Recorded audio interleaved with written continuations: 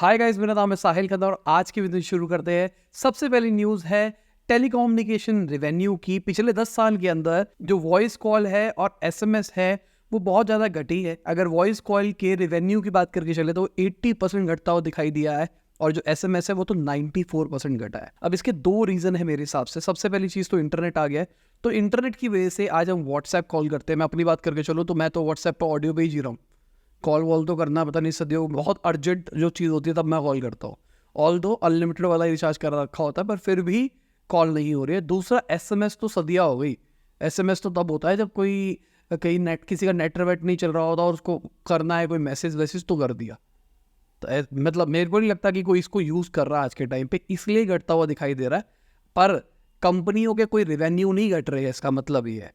अगर आपको लग रहा हो कि भाई ये सब घट गया इसकी वजह से रेवेन्यू घट गया, रेवेन्यू तो बढ़ रहे हैं। पहले बहुत सारे ऐसे लोग होते थे जो महीने महीने रिचार्ज नहीं कराते थे, करा 10 रुपये का रिचार्ज कराते थे। आज उनको भी अपना नंबर चलाने के लिए मिनिमम वो 120 रुपये का रिचार्ज करना ही पड़ रहा है पर मंथ।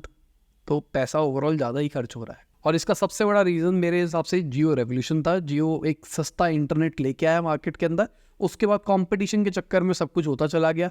आज वाईफाई भी अच्छा चल रहा है। अब जियो की बात कर रहे हैं तो रिलायंस की बात कर लेते हैं। आज रिलायंस के शेयर्स 4% बढ़ते हुए दिखाई दिए।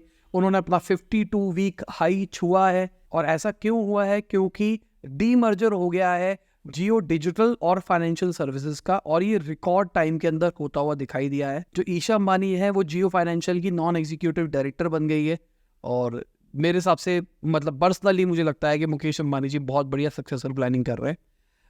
धीरू भाई अंबानी जी क्योंकि बहुत बढ़िया बिजनेसमैन थे, मेरी नज़रों में वन ऑफ द बेस्ट थे। उन्होंने उस लेवल की सक्सेसर प्लानिंग करी नहीं। बच्चों की लड़ाई हुई और बिजनेस टूटता चला गया। मुझे लगता है बच्चे तैयार उन्होंने सही करे थे। अगर देखा जाए, अगर आपने रिलायंस वाली केस स्टडी देखी है, जो तीनों पार्ट है, अगर उसको देखोगे थोड़ा बेटर समझ पाओगे जो मैं समझाने की कोशिश कर रहा हूँ। जो मुकेश अंबानी है वो थोड़ा बिजनेस माइंडसेट है, उनको बिजनेस समझ में आता है, मार्केटिंग समझ में आता है, ऑपरेशन समझ में आता है। अनिल अंबानी लोगों को लगता है कि कुछ नहीं करते, अनिल अंबानी पैसा रेस करने में बहुत एक्सपर्ट है। तो अनिल अंबानी और ये दोनों मिलते हैं ना तो आज रिलायंस बहुत नेक्स्ट लेवल होता। जो आज हम देख रहे हैं ना, फंडिंग रेस करी जियो ने, फंडिंग रेस करी। अनिल अंबानी अगर होते तो ये फंडिंग शायद मैं कह रहा हूँ 2010 में भी रेज हो चुकी होती और आज रिलायंस बहुत बड़ा प्लेयर होता। तो इन्होंने क्या किया है, मुकेश अंबानी ने इस गेम को ही बदल दिया। उन्होंने अब 3 अलग अलग बिजनेस बना दिए और तीनों बच्चों को अलग अलग बिजनेस दे देना। एक ऑयल वाला बिजनेस संभालेगा, एक अपना टेलीकम्युनिकेशन वाला संभालेगा और एक रिटेल वाला संभालेगा।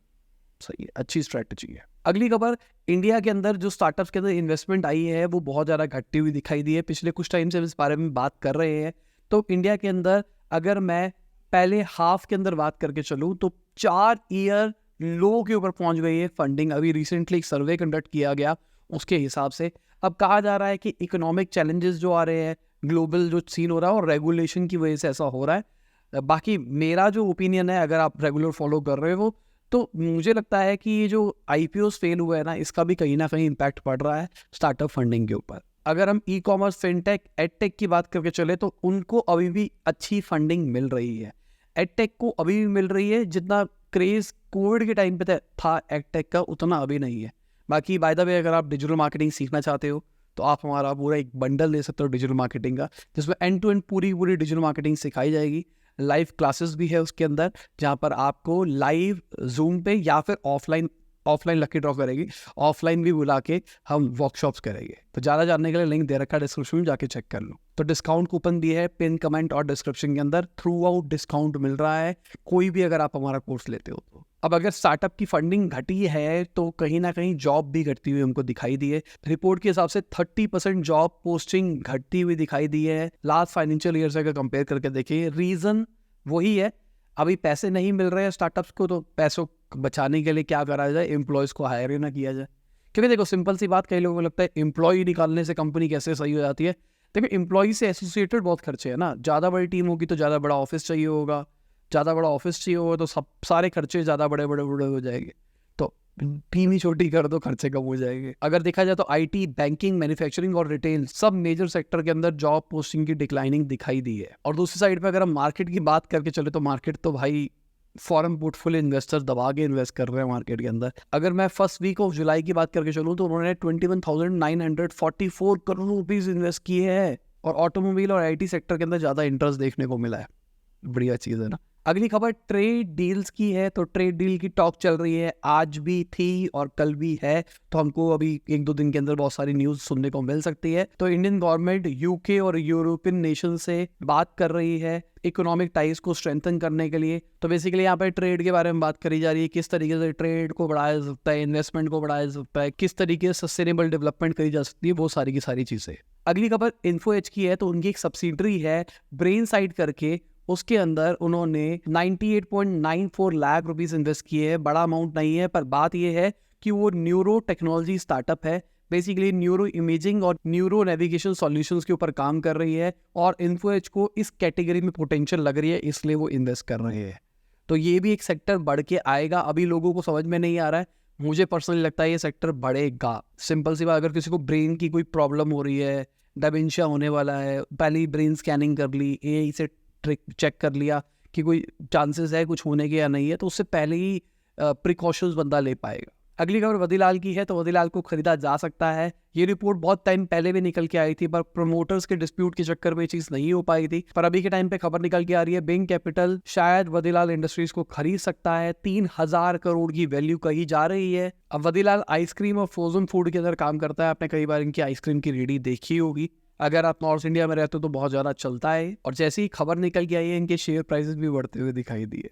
अगली खबर रशियन ऑयल की है, तो रशिया से हम जो ऑयल ले रहे हैं अब वो हमको उतना सस्ता नहीं मिल रहा जितना किसी जमाने में मिला करता था। पहले हमको $30 पर बैरल का फर्क पड़ रहा था, अब $4 पर बैरल का फर्क पड़ता हुआ दिखाई दे रहा है।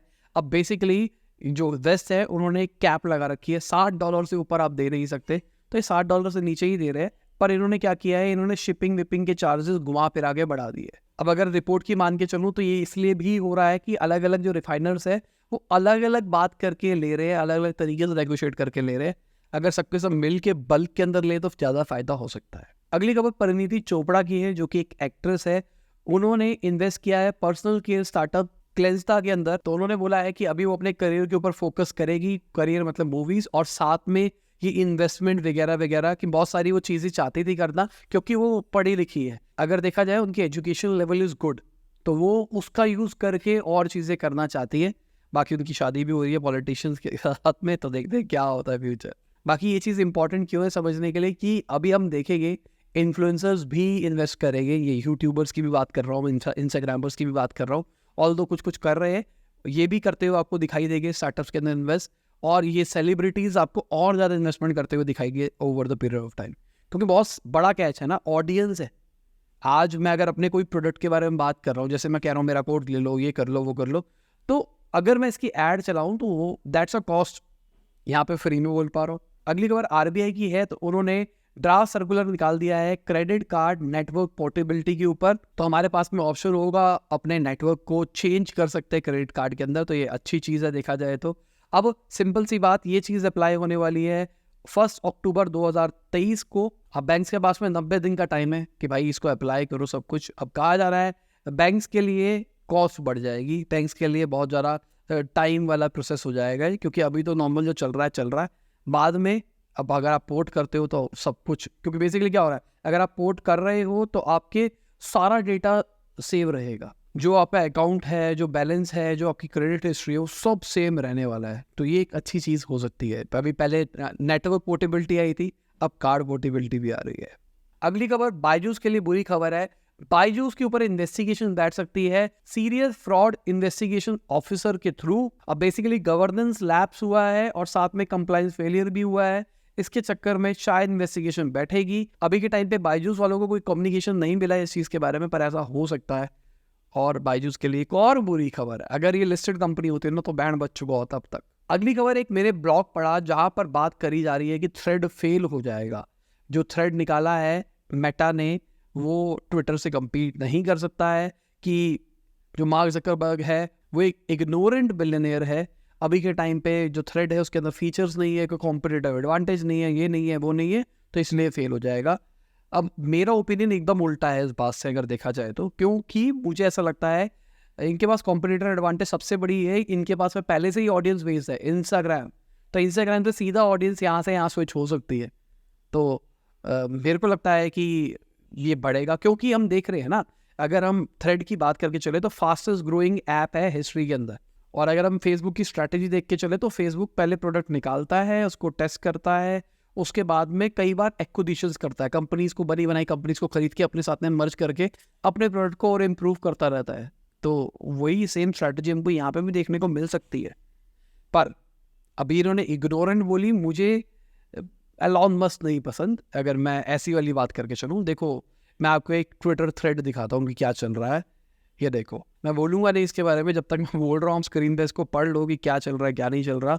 एलॉन मस्क ने भाई एक तरह से सोशल मीडिया के ऊपर गाली दे दी है मार्क ज़करबर्ग को। ये मजाक चल रहा है क्या? तुम दुनिया के सबसे अमीर आदमी हो तुम और इस टाइप के एथिक्स दिखा रहे हो, मतलब पता नहीं। अगली खबर मार्केट की है, तो मार्केट हमको बढ़ती हुई दिखाई दी है। रीजन रिलायंस बढ़ता हुआ दिखाई दिया है, उसी का कहीं ना कहीं मार्केट में इम्पैक्ट पड़ता हुआ दिखाई दिया है। बाकी कुछ कॉर्पोरेट डेटा और मैक्रो डेटा आने वाला है, उसके बाद में मार्केट हिलेगी। अभी के टाइम पे थोड़ी सी मार्केट स्टेबल टाइप्स है, क्योंकि सबके सब कॉशियस है कि क्या होगा क्या नहीं होगा। अब एनालिस्ट की मान के चले तो उनके हिसाब से मार्केट कंसोलिडेट कर सकती है, क्योंकि अभी बहुत टॉप पे है। कंसोलिडेट मतलब नीचे गिर सकती है। बस इन्फ्लेशन का डेटा और कॉर्पोरेट डेटा आएगा, अगर वो पॉजिटिव आएगा तो मार्केट स्टेबल रहेगी, अगर वो नेगेटिव आएगा तो मार्केट नीचे जाएगी। अगर मैं करेंसी की बात करके चलूँ तो 17 पैसे हमारी करेंसी बढ़ती हुई दिखाई दी है। अब आप देख सकते हैं टॉप गेनर्स लूजर्स कौन है।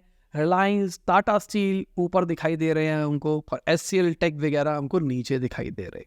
और इसी के साथ आज की बिजनेस खत्म होती है। उम्मीद करता आपको मजा आया होगा। लाइक कर देना, शेयर कर देना, कमेंट बताना वीडियो कैसी लगी। बाय, गुड शब, गुड हाफिज, गुड मॉर्निंग, आफ्टरनून, जब भी वीडियो देख रहे हैं।